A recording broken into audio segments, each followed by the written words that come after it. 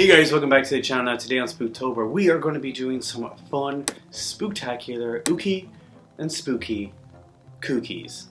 As in cookies. Okay, that was a bad pun. But you know what we're doing? We're doing some fun cookies on here.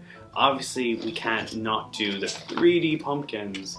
We're going to attempt to do these today. And we're also going to throw in the Haunted Mansion cookie decorating kit as well. So you got both of these. We're going to try and achieve these on here and see what we can do with what we have. So before we can get to the fun part, we gotta actually make the cookies themselves, right? I'm gonna read off the ingredients that you're gonna need for this. What you're gonna need is 100 grams of unsalted butter softened. You're gonna need 100 grams of castor sugar. You're gonna need 2 eggs, a tablespoon of, I think it's a tablespoon or teaspoon of vanilla extract, 30 grams of corn flour, and 300 grams of plain flour. To soften the butter will be the first ideal thing, but first we need to measure it, and I don't have a weighing scales here because someone in the family decided we didn't need them anymore and got rid of them. So all I have is my cup measurements here. Okay, while we need to wait for the butter to soften, we're going to measure it out first, just so we have enough, and we need 100 grams. 100 grams is the half cup, okay. You need enough to just level the top off. Half cup ready, and we just put it into our bowl, like so. Salted butter, let's open it up. Okay, now that we've left it for about almost an hour in total, we can now get to the next part. So we're gonna have to put this butter and sugar together in this bowl. So what we're gonna have to do next is we're gonna use our electric whisk for about 4 minutes. We're gonna beat these together till they're light and fluffy. And while we're doing that, we're gonna be we're gonna break open 2 eggs and we're gonna mix those into it as well, one at a time, and then we're going to put in our little bit of vanilla extract in there. I think we're just going to like that. We're just going to go with it like that, see what happens. Got our nice little KitchenAid here, which I recently got, and I'm hoping this will be great. Multitasking with this kind of stuff, I'm not the best at. So we've got our eggs here as well. They're really nice, just regular medium-sized eggs. And we're going to start.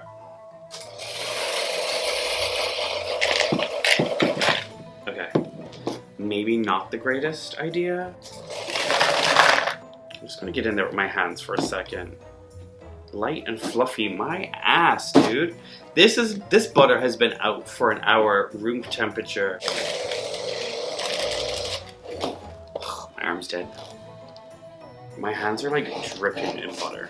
This is where it gets insanely messy.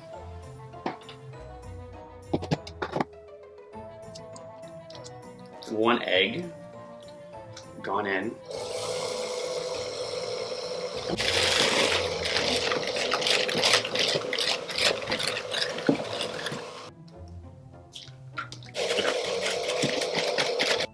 Okay, and we're going to drop in just a little bit.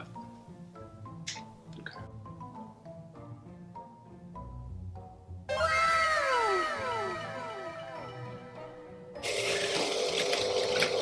Okay, now plain flour is 1.5 cups. We got our cup measurement here. Of course, we got our flour as well. I'm gonna use that as our half cup. Then we're gonna do our full cup. We got our other full cup of flour in there. And now I need to do the corn flour, which is 30 grams, which we need the quarter. Good thing we have an apron on. It gets very messy very quickly. Corn flour, I'm already covered. Whisk in the corn flour and the plain flour until the mixture comes together into a dough. Roll out to a 6 millimeter thickness. All right. It's very dusty. Okay guys, we are done. We've got our little dough going on here, which I hope works. I did have to add a little bit more flour than what the recipe was like telling. Okay, so what we're going to do now is we are going to get some cling film, this see-through paper. We're going to lay some down. We get our dough here, rolling pin here. So while this cools in the fridge, Dad's going to have a nice little break. So I left this in for 25 minutes. So hopefully it's okay. Doesn't look bad.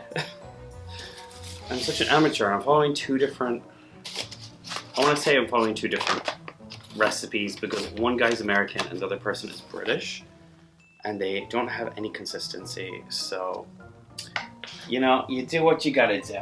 His is a lot thicker than mine is. I'm following this guy called Preppy Kitchen just for like a guideline. I'm following the BBC. Oh god, look at that pattern. I'm following the BBC one, so hopefully this is okay. Let's see if this works.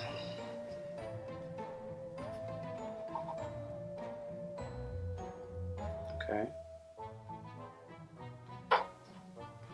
Okay, we got one.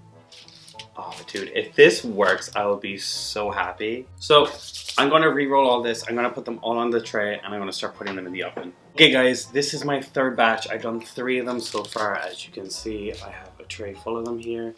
I'm going to go put these in the oven, but that's it so far. You'll catch me here maybe tomorrow. It'll be a fast forward into the future, and I'll be decorating these bad boys, and we can do that together. So yeah, until then.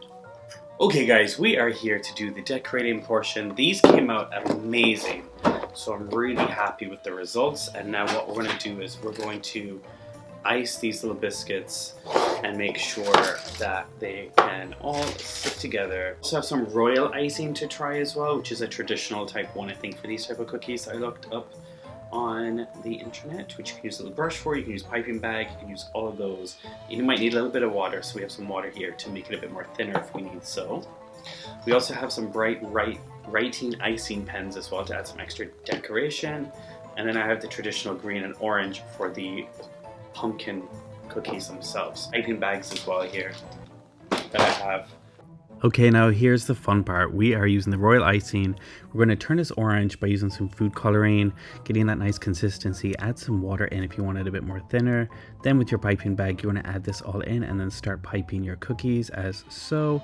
And yeah, they came out really well for a first attempt, I have to say. And then when you're about to do the green ones, we're just going to add some green food coloring in. Make sure to get the same consistency going. This came out a little bit pale green, but I kind of like that contrast with these. So unfortunately for the houses, those little gel pens did not work properly, so we just went with green icing and the orange as well. As you can see, I struggled right here, but I think they made a decent result and they are yummy to eat as well. Hey guys, welcome back. Now these are all dried. These are looking great. I do have to say, the only disappointment I have with any of these is how our little food, these ones, aren't actually the colors that are in them. They just look really weird. So we ended up with some green and orange houses. I'm going to do a close-up view so you guys can see me put some of these together. I'm happy with how the pumpkins came out. I thought it came out really good for a first attempt. Some of these are really iced nicely. Some are a little sloppy, but I think it's just, when I was getting into it, they kind of came out great. I like the little bat and the pumpkin. I have to say, I had a lot of bats that didn't get iced because I ate them all and they were so tasty. Okay, so the moment of truth is here. Let's see which ones of these will actually stick together and make a 3D pumpkin. The only thing is, what I've noticed is it does peel off the icing a little bit. I thought the houses turned out really cute, even though they kind of look like they're really deformed. And you have the bat and the mini pumpkin. Cute. They smell really good with the icing on it. I really just want to eat them.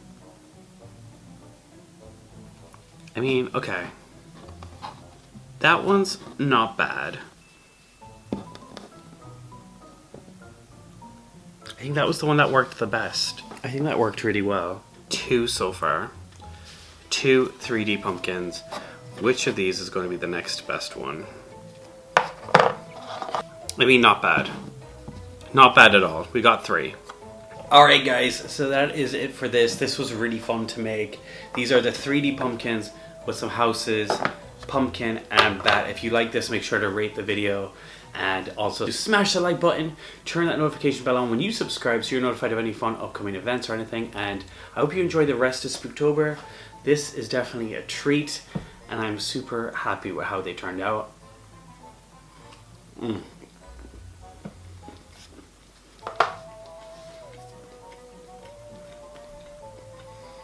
Shout out to the Preppy Kitchen who helped fix this mess. I hope you have an amazing Spooktober, and I will see you next week for one last Spooktober extravaganza.